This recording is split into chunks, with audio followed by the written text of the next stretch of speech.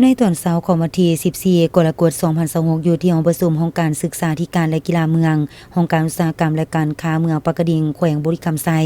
ได้จัดพิธีเปิดฝึกอบรมการแปรรูปซีนหมูสดเป็นสินค้าให้แก่กลุ่มเลี้ยงหมูอยู่ภายในเมือง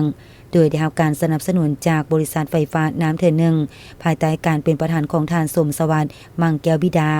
หัวหน้าห้องการอุตสาหกรรมและการค้าเมืองให้เกียรติเข้าร่วมโดยท่านนางมณีทองอวนราศีห้องหัวหน้าแผนกอุตสาหกรรมและการค้าแขวงบุรีคำไซ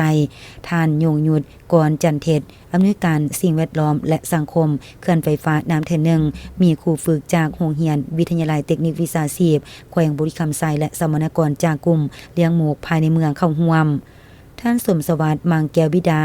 หัวหน้าห้องการอุตสาหกรรมและการค้าเมืองได้กล่าวเปิดฝึกอบรมการแปรรูปซีนหมูสดเป็นสินค้าให้แก่กลุ่มเลี้ยงหมูเมืองปากกดิ่งแม่นการจัดตั้งปฏิบัติแผนการสร้างอาชีพเสริมเพื่อฟื้นฟูชีวิตการเป็นอยู่ของประชาชนชาวเมืองปากกดิ่งวาวรวมวเฉพาะก็แม่นประชาชน7บ้านลุ่มเขื่อนที่ได้รับผลกระทบจากโครงการเขื่อนไฟฟ้าน้ำเทินหนึ่งให้มีชีวิตการเป็นอยู่ที่ดีขึ้น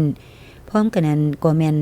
การจัดตั้งพันขยายแผนพัฒนาเศรษฐกิจสังคม5ปีครั้งที่5ของเมืองปากกดิ่งให้หันเข้าสู่เวียกงานตัวจริงเทอละกาวทางเป็นการสุขอยู่ส่งเสริมการผลิตสินค้าให้มีการพัฒนาทางด้านรูปแบบและคุณภาพให้หลากหลายและขยายตัวขึ้นเทอละกาวในสาเหตุให้พ่อแม่ประชาชนมีสินค้าออกสู่ตลาดและสร้างรายได้ให้แก่ครอบครัวเพิ่มขึ้น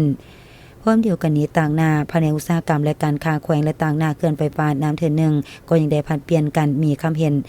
ลงเลิกเกี่ยวกับการฝึกอบรมในครั้งนี้ต่อจากนั้นต่างหน้าเขื่อนไฟฟ้าน้ำเทินหนึ่งก็ได้มอบเครื่องมืออุปกรณ์หับไซการฝึกอบรมให้กับสมณกรพร้อมทางมอบงบประมาณหับไซบรรฝึกอบรมให้กับทีมงานการฝึกอบรมครั้งนี้จะได้เรียนรู้เกี่ยวกับวิธีการเฮ็ดซีนหมูแดดเดียวซีนหมูแห้งวิธีเฮ็ดส้มหมูห่อตองวิธีเฮ็ดซีนหมูส้มเป็นตอนวิธีเฮ็ดใส่กรอกหวานใส่กรอกส้มใส่กรอกเครื่องและใส่กรอกนางนอกจากนี้ยังจะได้เรียนรู้เกี่ยวกับวิธีการตากการหุ้มห่อการเก็บรักษาการปิ้งการทอดพร้อมทางคิดรายต้นทุนและการขายซึ่งจะได้ดำเนินเป็นเวลา4วันคือที่14-57กรกฎาคม2026จึงจะสำเร็จ